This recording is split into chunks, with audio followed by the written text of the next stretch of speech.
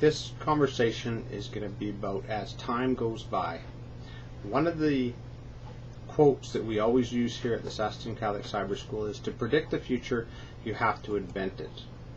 I'm going to read you a few quotes here that will hopefully make you giggle. In 1703, at a teachers' conference, the following statement was made: students today can't prepare bark to calculate their problems.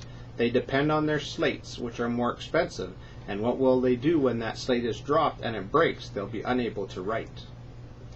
A principals association in 1815 stated, students today depend on paper too much. They don't know how to write on a slate without getting chalk dust all over themselves. They can't clean a slate properly. What will they do when they run out of paper? A National Association of Teachers in 1907 said, students today depend too much upon ink. They don't know how to use a penknife to sharpen a pencil. Pen and ink will never replace the pencil.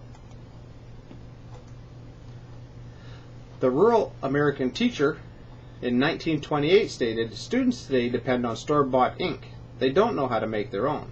When they run out of ink, they'll be unable to write words or cipher until their next trip to the settlement. This is a sad commentary on modern education. A PTA Gazette in 1941 said, students today depend on those expensive fountain pens. They can no longer write with a straight pen and a nib. We parents must not allow them to wallow in such luxury to the detriment of learning how to cope in a real business world which is not so extravagant. And the last quote is from Federal Teachers in 1950. Ballpoint pens will be the ruin of education in our country. Students use these devices and then throw them away. The American value of thrift and frugality are being discarded. Businesses and banks will never allow such expensive luxuries.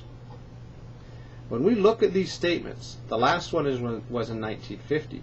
There's also, I'm sure, a pile of statements that we could put together that talked about the way calculators were first perceived when they were brought into the classroom, and how no student would be able to do addition and multiplication and subtraction if we allowed them to use calculators in the classroom. Also, we have such things as the internet and how it's being perceived, cell phones and whether or not they should be used, laptops, whether they should be used in education.